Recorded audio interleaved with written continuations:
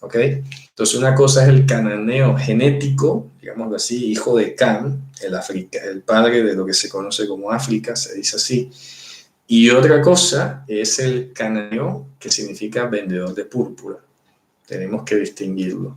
Entonces, a estos reinos de Canaán es muy curioso porque este Canaán presumiblemente se refiere a los del norte, es decir, a todos aquellos que eran eteos, que habían venido de la actual Turquía. Los eteos habían entrado por el norte de Israel y allí era donde se afincaban como unos reyes poderosos, ¿de acuerdo? Se afincaban como unos reyes poderosos, eran los primeros en dominar el hierro como armamento militar, fueron los primeros en guerras en ese sentido. Entonces, estos que eran símbolo de un poder militar implacable, fuerte, difícil de derrotar, pues de eso se encargó Hashem. Por eso es hermoso que diga que fue Hashem el que destruyó a estos reyes, que no fueron los israelitas. Ellos nada más tiraban unas flechitas allí de la nada, ¿ya? Unos arquitos, unas espaditas, pero más adelante por eso el profeta decía, no es con espada, no es con ejército, es con mi Ruach Kodesh. Es que tú puedes tirar, por eso el proverbio dice, el caballo se alista para la batalla, pero no te olvides que la victoria es de Hashem. No creas que es como, creo que lo dice una parte de la profecía o del cántico que hizo Jacob, o Moisés, creo que fue al final de Deuteronomio, dice, no sea que digas que es mi espada y mi arco el que me concedieron estas cosas. ¿Ya? No vayas a pensar eso, no se te olvide. Por eso, uno de los mayores pecados que existe es la ingratitud, el dejar de reconocer de dónde es que vienen las cosas. Cuando tú pierdes de vista eso, estás actuando técnicamente igual que Satanás. Porque Satanás dice en Ezequiel 28 que era bien hasta que se halló en ti Abel, traduce en maldad.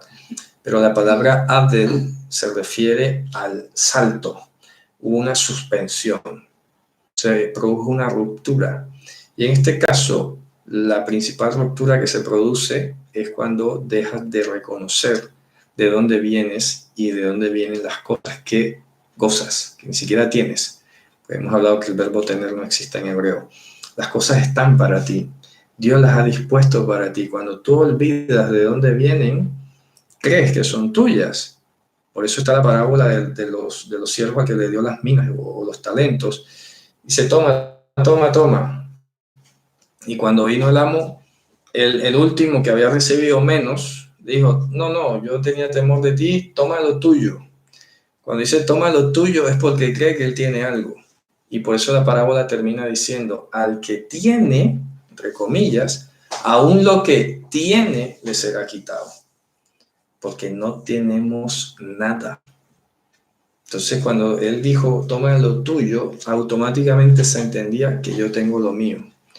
Y por eso termina diciendo, repito, al que tiene, aún lo que tiene le será quitado. Y por eso muchos a veces no entienden esa parábola, porque dice, eso suena como injusto. Que ¿cómo así que al que tiene, aún lo que tiene será quitado? No, es que tienes que acordarte que no tienes nada. Si piensas que tienes algo, ya estás mal. Ya eres un ingrato desde el momento en que dices que tienes. Pablo decía, sin duda alguna, nada hemos traído al mundo y nada podremos sacar de él. Así que por eso no tienes nada. Las cosas Dios las dispone para ti. Las pone para ti, para tu servicio, pero tú no las tienes. No eres el dueño de esas cosas.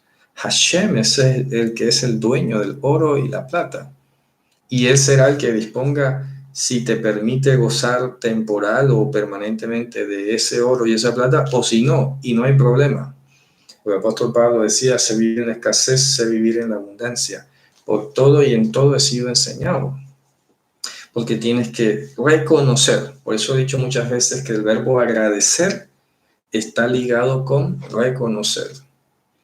Agradeces a Dios cuando reconoces que todo es de Él, por Él y para Él.